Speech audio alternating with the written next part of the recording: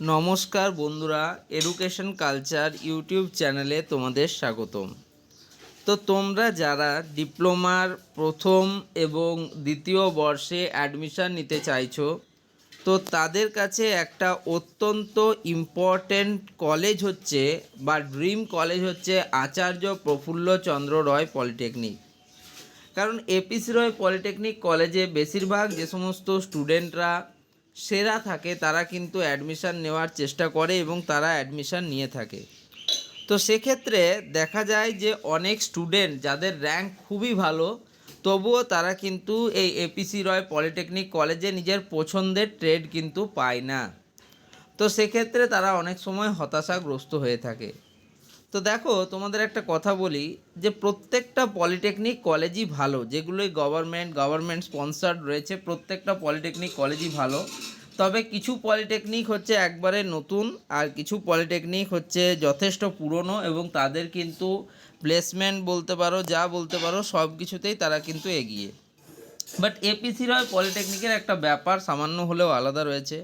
অনেকে এটাকে যাদবপুর পলিটেকনিক বলেও কিন্তু চিনে থাকে। তো দেখো, আমি তোমাদের একটা ছোট্ট ঝলক বলি। ধরো, তোমাদের অনেকের পছন্দের ট্রেড হতে পারে ইলেকট্রিক্যাল ইঞ্জিনিয়ারিং। তো তোমরা জানো 2021 সালে যখন স্টুডেন্টরা অ্যাডমিশান নেয় আমাদের সময়তে, তো তখন দেখা যায় কিন্তু খুব কম র্যাঙ্ক কাট অফে কিন্তু সেই কলেজগুলি, পছন্দের কলেজগুলোর ট্রেডগুলো কিন্তু বন্ধ হয়ে যায় খুব কম র্যাঙ্ক কাট অফে।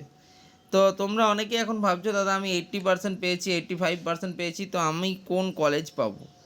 তো দেখো, এপিসি রয় পলিটেকনিকের আমি তোমাদের 2021 সালের একটা কাট অফ দেখাচ্ছি। তো এটা দেখো, government college Acharya Prafulla Chandra Ray polytechnic electrical engineering.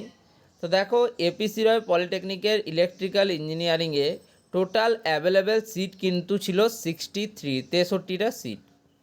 যার মধ্যে দেখো state quota cut off rank 2021 কী বলছে, জেনারেল র্যাঙ্কের উপর ভিত্তি করে। তো জেনারেলের র্যাঙ্ক হয়েছিল, দেখো লাস্ট কাট অফ র্যাঙ্ক যেটা গেছিলো সেটা হচ্ছে 1031, তার মানে বুঝতেই পারছো 1000 র্যাঙ্কের মধ্যেই কিন্তু বন্ধ হয়ে যায় তোমাদের এপিসি রয় পলিটেকনিক সেই বছরে। এই বছরের কথা বলছি না, সেই বছরে কিন্তু বন্ধ হয়ে যায় 2021 সালে। এরপর যদি আমরা এসসির ক্ষেত্রে কাট অফ দেখি, এসসিদের ক্ষেত্রে একটু হাই কাট অফ গেছিলো এবং 11,343 পর্যন্ত কিন্তু র্যাঙ্ক কাট অফ যায়। এটা হচ্ছে তোমার জেনারেল র্যাঙ্কের কথা বলা হচ্ছে। এসটিদের ক্ষেত্রে এটা গেছিলো দেখো 16,359 অবধি। ওবিসি এ বা ওবিসি বি এর ক্ষেত্রে প্রদর্শিত বা দেখানো হয়নি এখানে। তো এর থেকে তোমরা বুঝতেই পারছো যে জেনারেল ক্যাটাগরির যারা স্টুডেন্ট রয়েছে তাদের কিন্তু একটা মারাত্মক লেভেলের কম্পিটিশান ফেস করতে হবে। যদিও সে বছর র্যাঙ্ক কাট অফে মনে হচ্ছে যে একটু কম রয়েছে জেনারেলদের জন্য, এটা কিন্তু তোমার 1500 অবধি মিনিমাম কিন্তু, বা 2000 অবধি ম্যাক্সিমাম ক্ষেত্রে তোমার কিন্তু টানতে পারে। তো তোমরা এর থেকেই তোমরা একটু আন্দাজা মানে লাগিয়ে নাও যে কি হতে চলেছে ভবিষ্যতে। তাই সেক্ষেত্রে তোমাদের বলবো, যে কোনো একটা কলেজের উপর 100% নিজেদের গুরুত্ব না দিয়ে অন্য কলেজগুলোকেও তোমরা দেখবে। ধরো এমন হলো যে আমি জেপিসি রয় পলিটেকনিক পাবো না বলে আমি এই বছর অ্যাডমিশানই নেব না, এই ভুলগুলো কিন্তু কেউ করো না। পরবর্তীকালে যদি তোমার র্যাঙ্ক মানে নাম্বার তুমি খুব ভালো পাও সেমিস্টারে, সেক্ষেত্রে তোমার কাছে কলেজ ট্রান্সফার বা ট্রেড ট্রান্সফারের কিন্তু অপশান থাকে। সেক্ষেত্রে বলবো, যারা এখনই ভাবছো যে এই কলেজ না হলে আমি অন্য কলেজে ভর্তি হব না, তারা একটু সাবধান হয়ে যাও এবং তারা কিন্তু অবশ্যই অন্যান্য কলেজগুলোকেও ট্রাই করবে। যদিও তোমাদের এখনও র্যাঙ্ক কার্ড পাবলিশ হয়নি, র্যাঙ্ক কার্ড পাবলিশ হলে প্রত্যেকটা কলেজের আলাদা আলাদাভাবে র্যাঙ্ক কাট অফ নিয়ে এত ডিটেলস আলোচনা করব, যার পরে তোমাদের আর কলেজ বা ট্রেড পেতে কোনো অসুবিধা আশা করি হবে না।